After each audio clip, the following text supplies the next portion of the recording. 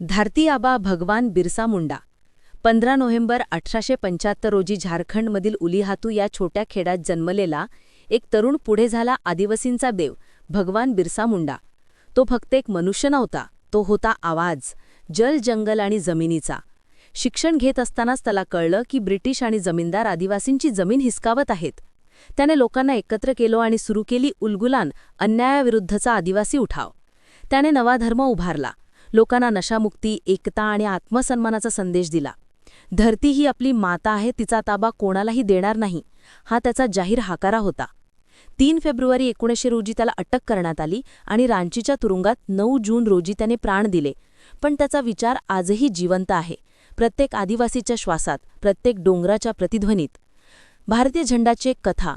15 November आज राष्ट्रीय आदिवासी गौरव दिन म्हणून साजरा केला जातो, कारण बिरसा मुंडा म्हणजे स्वाभिमान, संघर्ष आणि मातृभूमीवरील अढळ प्रेम. तंट्या मामा, आदिवासींचा रॉबिनहूड. 1842 मध्ये मध्य भारतातील निमाड जिल्ह्यात जन्मलेला तंट्या भिल्ल हा फक्त मनुष्य नव्हता, तो होता जनतेचा रक्षक. लहानपणापासूनच तो भालाफेक आणि धनुष्यबाणात पारंगत होता. इंग्रज आणि सावकारांच्या जुलुमाने त्रस्त झालेल्या समाजासाठी त्याने शस्त्र उचललं. जुलमी मालगुजार, सावकार आणि ब्रिटिश अधिकाऱ्यांना लुटून त्या लुटीतले धन त्याने गरिबांमध्ये वाटले. म्हणूनच लोकांनी त्याला प्रेमाने नाव दिलं, तंट्या मामा. त्याच्या गनिमी काव्यामुळे ब्रिटिश सरकार थरथर कापू लागले. त्याला पकडण्यासाठी बक्षीस जाहीर केलं, पण लोकांनी त्याला लपवलं, वाचवलं, कारण तो त्यांचा नायक होता, त्यांचा आधार होता. ब्रिटिशांनी त्याला गुन्हेगार म्हटलं, पण जनतेने त्याला भारतीय रॉबिनहूड आणि आदिवासी अभिमानाचा देवता मानलं. आजही त्यांच्या नावाने तंट्या मामा आर्थिक कल्याण योजना चालते, जी त्या महान योद्ध्याच्या विचारांना जिवंत ठेवते. तंट्या मामा म्हणजे संघर्ष, न्याय आणि जनतेवरील निश्चिम प्रेमाचं प्रतीक. एक असा योद्धा जो स्वतःसाठी नाही तर समाजासाठी लढला. तिलका मांझी, भारताचा पहिला आदिवासी स्वातंत्र्यसैनिक. 11 फेब्रुवारी 1750 रोजी बिहारमधील टिळकपूर गावात जन्मलेला एक वीर पुढे झाला. आदिवासी स्वाभिमानाचा पहिला मशालधारक तिलका मांझी. संथाल जमातीचा हा शूर नेता बालपणापासूनच धनुष्यबाणात पारंगत होता. त्याने आपल्या जमातीला एकत्र केलं आणि ब्रिटिशांच्या अत्याचारांविरुद्ध बंड पुकारलं. 1771 ते 1785 या काळात त्याने जंगलातून, डोंगरातून, नद्यांच्या काठांवरून गनिमी काव्याने इंग्रजांना हैराण केलं. त्याचा बाण म्हणजे अन्यायावरचा प्रहार होता आणि प्रत्येक बाणमागे एकच हाक, मातृभूमी माझी आहे. ब्रिटिशांनी त्याला पकडले, पण त्याच्या डोळ्यात भीती नव्हती, ज्वाला होती. 1785 मध्ये त्याला फाशी देण्यात आली, पण त्याचं नाव अमर झालं. म्हणून तिलका मांझी, तो फक्त बंडखोर नव्हता, तो होता पहिला आदिवासी क्रांतिवीर, ज्याने गुलामीच्या अंधारात स्वातंत्र्याची ज्योत पेटवली. उमाजी नाईक, भारताचा पहिला क्रांतिवीर. 7 सप्टेंबर 1791 रोजी पुणे जिल्ह्यातील भिवडी या छोट्या गावात एक मुलगा जन्मला, जो पुढे ब्रिटिश साम्राज्याला पहिल्यांदा आव्हान देणारा वीर ठरला, उमाजी नाईक. रामोशी समाजात जन्मलेले उमाजी लहानपणापासूनच पुरंदर किल्ल्यांच्या रखवालीत वडिलांसोबत असत. मराठा साम्राज्य कोसळल्यावर इंग्रजांचा अन्याय वाढू लागला आणि उमाजींनी शपथ घेतली, या मातीवर परक्यांची सत्ता चालू देणार नाही. 1826 ते 1832 या काळात त्यांनी स्वतःची छोटी सेना तयार केली आणि ब्रिटिशांविरुद्ध धडक मोहिमा राबवल्या. त्यांच्या जाहीर घोषणांनी महाराष्ट्रात इंग्रज थरथर कापू लागले. ब्रिटिशांनी त्यांना पकडण्यासाठी बक्षीस जाहीर केले. अखेर फसवणुकीने उमाजींना अटक झाली. 3 फेब्रुवारी 1832 रोजी पुण्यातील खडकमाळ आळी येथे उमाजी नाईक यांनी हसत हसत फाशी स्वीकारली, देशासाठी, सन्मानासाठी. तेच ठरले भारताचे पहिले स्वातंत्र्यवीर, ज्यांनी मातीसाठी प्राण दिले आणि जनतेला जागवले. राघोजी भांगरे, सह्याद्रीचा शूरवीर क्रांतिकारक. राघोजी भांगरे यांचा जन्म 8 नोव्हेंबर 1805 रोजी अहमदनगर जिल्ह्यातील देवगाव येथे झाला. ते आदिवासी समाजातून होते. इंग्रजांनी आणि सावकारांनी आदिवासींचे हक्क हिरावून घेतले, त्यामुळे राघोजींनी अन्यायाविरुद्ध बंड उभारले. त्यांनी सावकारांचे अत्याचार थांबवले, जमिनी गरिबांना परत दिल्या आणि इंग्रजांच्या सत्तेला थरकाप उडवला. राघोजींनी रतनगड, कुलंगगड, अलंगगड या किल्ल्यांवरून इंग्रजांविरुद्ध लढा दिला. त्यांना सह्याद्रीचा वाघ म्हणत. लोकांच्या हक्कांसाठी त्यांनी आपले आयुष्य झोकून दिले. अखेर इंग्रजांनी त्यांना पकडून ठाण्याच्या तुरुंगात 2 मे 1848 रोजी फाशी दिली. राघोजी भांगरे हे भारतातील पहिल्या आदिवासी क्रांतिकारकांपैकी एक होते, ज्यांनी सावकारशाही आणि इंग्रजशाही दोन्हीला आव्हान दिलं. खाजा नाईक खानदेशचा भिल्ल क्रांतीवीर 1857च्या स्वातंत्र्ययुद्धात खानदेशच्या डोंगरदऱ्यांतून आवाज उठला. तो होता भिल्ल योद्धा खाजा नाईकांचा. 1831 ते 1851 या काळात ते ब्रिटिश पोलिसात होते, व्यापाऱ्यांचे संरक्षण करत. पण जेव्हा त्यांनी आपल्या आदिवासी बांधवांवर होणारा अत्याचार पाहिला, तेव्हा त्यांनी नोकरी सोडली आणि बंडाचा मार्ग स्वीकारला. काळूबाबा, मेवास्था नाईक, आनंद नाईक, भाऊसिंह रावल, रुमालिया आणि मकरानिया भिल्ल असे अनेक वीर त्यांच्यासोबत एकत्र आले. अंबापाणीच्या जंगलात त्यांनी इंग्रजांविरुद्ध रणभेरी वाजवली. 11 एप्रिल 1858 रोजीच्या लढाईत खाजा नाईक वीरगतीला प्राप्त झाले. इतिहास सांगतो, त्यांच्या शिराला इंग्रजांनी धरणगावात 7 दिवस लटकावले, पण त्यांचा आत्मा झुकला नाही. खाजा नाईक हे भिल्लांचा अभिमान आणि स्वातंत्र्याचा मशाल आहेत. आजही अंबापाणी येथे त्यांना आदराने वंदन केलं जातं, कारण त्यांनी दाखवलं की आदिवासी रक्तात बंड नाही तर स्वाभिमान वाहतो. क्रांतीवीर सिद्धू संथाल, आदिवासी हक्कांचा पहिला नारा. 1855 साली संथाल भूमीतून उसळला एक वादळ, ते म्हणजे संथाल हूल, आदिवासींच्या हक्कांसाठीचा पहिला महान विद्रोह. या उठावाचं नेतृत्व करत होते 2 शूर भाऊ, सिद्धू आणि कान्हू मुर्मू. त्यांच्यासोबत चांद आणि भैरवही होते. ब्रिटिश अधिकारी, जमीनदार आणि सावकार यांच्या अत्याचाराने त्रस्त झालेल्या संथाल लोकांनी 30 जून 1855 रोजी फोगनाडेह गावात एकत्र येऊन घोषणा केली की अंग्रेजी हुकूमत आम्ही मानणार नाही. हजारो आदिवासी तलवार, भाले आणि आत्मविश्वासाने मैदानात उतरले.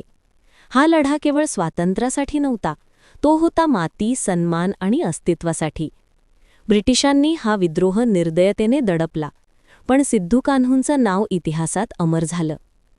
संथाल हूल हा फक्त एक उठाव नव्हता, तो होता आदिवासी आत्मसन्मानाचा घोष, जो आजही प्रत्येक डोंगरात, प्रत्येक हृदयात घुमतो. नाग्या महादू कातकरी, चिरनेरचा अमर हुतात्मा.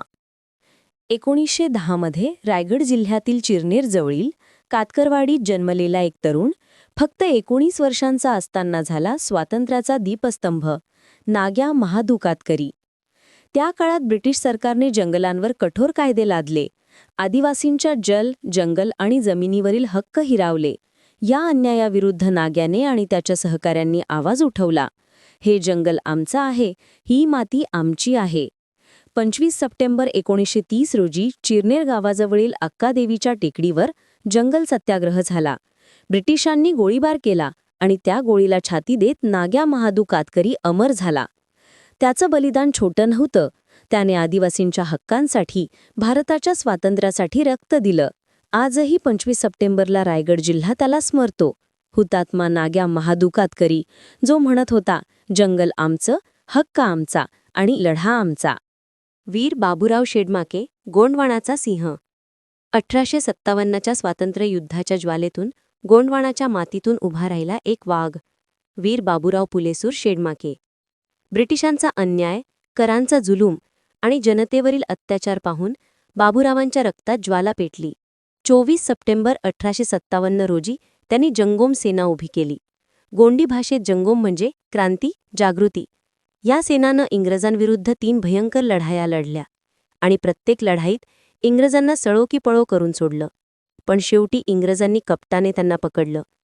21 ऑक्टोबर 1858 रोजी चंद्रपूरच्या जेलसमोर पिंपळाच्या झाडाखाली त्यांना फाशी देण्यात आली. पण ते हसत हसत फासावर गेले, मातृभूमीच्या जयघोषात. त्यांच्या समाधीचं ठिकाण काळाच्या ओघात हरवलं, पण लोकगीतांमधून आजही त्यांचा आवाज घुमतो. गोंडवाण्याचा सिंह बाबूराव हसत हसत मेला नव्हे, अमर झाला. राणी दुर्गावती, गोंडवानाची सिंहीण. 1524 मध्ये कलिंजल येथे जन्मलेली राणी दुर्गावती सौंदर्य, बुद्धिमत्ता आणि पराक्रम यांची मूर्ती होती. चंदेल घराण्यात जन्मलेली आणि गोंड राजा दलपत शाह यांच्या पत्नी झालेली ही राणी पतीच्या निधनानंतर अल्पवयीन मुलाच्या नावे गोंडवाना राज्य चालवत होती. ती फक्त राणी नव्हती, ती होती न्याळाची मूर्ती आणि लोकांची आई. तिने राणीताल, चेरीताल, आधारताल असे अनेक तलाव बांधले आणि धर्मनिरपेक्ष राज्य चालवलं. 1564 मध्ये मुघल सेनापती आसफ खानने गोंडवाना जिंकण्याचा प्रयत्न केला, पण राणी दुर्गावती रणांगणात उतरली, डोळ्यात ज्वाला, हातात तलवार. ती शेवटच्या श्वासापर्यंत लढली. शत्रूंच्या हाती पडण्यापेक्षा तिने स्वतःवर तलवार चालवली. मातृभूमीचा सन्मान राखत वीरमरण पत्करले. आज ती स्मरणात आहे. स्त्री शक्तीची ओळख, आदिवासी अभिमानाचा प्रतीक आणि भारताच्या शौर्यगाथेतील अमर नाव राणी दुर्गावती. श्यामा कोलाम, विदर्भाचा रॉबिनहूड. 26 नोव्हेंबर 1899 रोजी यवतमाळ जिल्ह्यातील माहूर येथे जन्मलेला एक तरुण, पुढे झाला विदर्भातील आदिवासींचा तारणहार श्यामा कोलाम. गरीब कुटुंबात जन्मलेला हा कोलाम समाजातील वीर बालपणापासूनच अन्यायाविरुद्ध पेटला होता. ब्रिटिश आणि सावकारांच्या जुलमी राजवटीत जेव्हा गरिबांचे घरे उद्ध्वस्त होत होती, तेव्हा श्यामाने रॉबिनहूडसारखा मार्ग निवडला. श्रीमंत सावकारांना लुटून ती संपत्ती गोरगरिबांमध्ये वाटली. तो चोरी करत नव्हता, न्याय वाटत होता. त्याच्या नावाने माता मुलांना झोपवायच्या आणि जनतेच्या मनात तो नायक बनला. श्यामा कोलाम म्हणजे अन्यायाविरुद्धचा आवाज, गरिबांचा रक्षक आणि आदिवासी अभिमानाचा दीप. आज महाराष्ट्र सरकार त्यांच्या स्मृतीत श्यामा कोलाम आदिवासी विकास पॅकेज राबवते. त्यांच्या विचारांची ज्योत आजही प्रत्येक आदिवासी हृदयात जळते. जयपाल सिंग मुंडा, हॉकीचा सुवर्णवीर, झारखंडचा स्वाभिमानी नेता. 3 जानेवारी 1903 रोजी झारखंडच्या खुंटी जिल्ह्यात जन्मलेला एक मुंडा आदिवासी तरुण, ज्याने केवळ खेळात नव्हे तर राष्ट्रनिर्मितीतही आपल्या नाव अमर केलं, तो म्हणजे जयपाल सिंग मुंडा. ते होते ऑक्सफर्डमध्ये शिक्षण घेणारे पहिले आदिवासी आणि ऑक्सफर्ड ब्लू मिळवणारे एकमेव भारतीय हॉकी खेळाडू. 1928च्या ॲम्स्टरडॅम ऑलिम्पिकमध्ये त्यांनी भारतीय हॉकी संघाचं नेतृत्व केलं आणि देशाला पहिलं सुवर्णपदक जिंकून दिलं. खेळाच्या मैदानावरचा हा सुवर्णवीर नंतर झाला जनतेचा नेता. संविधान सभेचे सदस्य म्हणून त्यांनी आदिवासी समाजाच्या हक्कांसाठी ठाम आवाज उठवला. तेच पहिले होते ज्यांनी झारखंडला स्वतंत्र राज्य म्हणून ओळख मिळवून देण्याची मागणी केली. जयपाल सिंग मुंडा म्हणजे विचारांचा योद्धा, मैदानाचा विजेता आणि स्वाभिमानाचा रक्षक. 20 मार्च 1970 रोजी ते ह्या जगातून गेले, पण आजही प्रत्येक आदिवासी हृदयात त्यांचा जयघोष घुमतो. हमारा अधिकार, हमारी पहचान. जयपाल सिंग मुंडा महान. कार्तिक उरांव, ज्ञान, नेतृत्व आणि आदिवासी अभिमानाचे प्रतीक. 29 ऑक्टोबर 1924 रोजी झारखंडमधील गुमला जिल्ह्यातील करौंदा गावात जन्मलेले कार्तिक उरांव हे फक्त नेते नव्हते, तर शिक्षण आणि प्रगतीचे प्रतीक होते. गरीब आदिवासी घरातून शिक्षणाच्या शिखरावर पोहोचलेल्या या व्यक्तीकडे अभियांत्रिकीच्या 9 पदव्या होत्या. ते भारतातील पहिले असे विद्वान राजकारणी ठरले. ते केवळ अभियंता नव्हते, तर दूरदृष्टी समाजसेवक आणि आदिवासी जनतेचे मार्गदर्शक होते. 1967 मध्ये ते पहिल्यांदा लोहरदगा लोकसभा मतदारसंघातून खासदार झाले. 3 वेळा संसदेत आणि एकदा बिहार विधानसभेत त्यांनी आदिवासींच्या हक्कांसाठी आवाज उठवला. ते केंद्रीय विमान वाहतूक आणि दळणवळण मंत्री म्हणूनही कार्यरत होते. त्यांनी स्थापन केलेली अखिल भारतीय आदिवासी विकास परिषद ही संघटना आजही समाजाच्या अपलिफ्टसाठी काम करते. कार्तिक उरांव म्हणायचे, शिक्षण हेच खरे स्वातंत्र्य आहे आणि ज्ञान हेच आदिवासींचे खरे शस्त्र आहे. 8 डिसेंबर 1981 रोजी त्यांचं निधन झालं, पण त्यांच्या विचारांची ज्योत आजही जिवंत आहे. प्रत्येक आदिवासी तरुणाच्या स्वप्नात, प्रत्येक शाळेच्या दारी. वीर नारायण सिंग, छत्तीसगडचा पहिला स्वातंत्र्यवीर. छत्तीसगडमधील सोनाखानचा भूमिपुत्र. जमीनदार असूनही शेतकऱ्यांच्या वेदना समजणारा तो होता वीर नारायण सिंग. 1857च्या स्वातंत्र्ययुद्धाची ज्वाला जेव्हा उत्तर भारतात उसळली, तेव्हा छत्तीसगडात त्या ज्योतीला प्रज्वलित करणारा एकच नाव घुमलं, वीर नारायण सिंग उईके. ब्रिटिशांनी जनतेच्या धान्याचा ताबा घेतला, लोक उपाशी मरू लागले, तेव्हा नारायण सिंगांनी ठाम आवाज दिला, हे धान्य जनतेचं आहे, इंग्रजांचा नव्हे. त्यांनी सोनाखानमध्ये बंड पुकारलं आणि शोषणाविरुद्ध छत्तीसगडची पहिली लढाई लढली. ब्रिटिशांनी त्यांना देशद्रोही ठरवलं, पण जनतेने त्यांना देवासारखा मान दिला. 1857मध्ये त्यांना फाशी देण्यात आली, पण त्यांचा आवाज आजही गोंडवनाच्या वाऱ्यात घुमतो.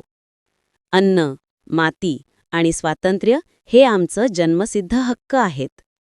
वीर नारायण सिंग तो एक व्यक्ती नव्हता, तो होता छत्तीसगडच्या क्रांतीचा पहिला आवाज, स्वाभिमानाचा जाज्वल्य दीप. राणी गाईदिन्ल्यू, मणिपूरची स्वातंत्र्य वीरांगना. 26 जानेवारी 1915 रोजी मणिपूरमधील नुंका गावात जन्मलेली एक तरुणी, जिने वयाच्या केवळ 13व्या वर्षी ब्रिटिशांविरुद्ध लढा सुरू केला, ती म्हणजे राणी गाईदिन्ल्यू, नागा आदिवासींच्या अभिमानाची देवी. ती हेरका आंदोलनात सामील झाली, ज्याचा उद्देश होता ब्रिटिशांना बाहेर हाकलणे आणि नागा संस्कृतीचं पुनरुज्जीवन करणे. तिच्या चुलत भावा जादोनांगच्या शौर्याने प्रेरित होऊन तिने केवळ 16व्या वर्षी 4000 योद्ध्यांचे नेतृत्व केले. ब्रिटिशांनी तिला अटक केली आणि जन्मठेपेची शिक्षा दिली. 1937 मध्ये पंडित नेहरूंनी यांनी तिला तुरुंगात भेटून तिच्या धैर्याने प्रभावित होऊन तिला राणी ही उपाधी दिली. हा इतिहास फक्त ऐकायचा नाही, जगाला सांगायचा आहे. म्हणून व्हिडिओला लाईक करा, शेअर करा आणि दीपक वसावे चॅनलला सबस्क्राईब करा, कारण भारताचा अभिमान आपणच जिवंत ठेवायचा आहे. धन्यवाद. जय जोहार, जय आदिवासी.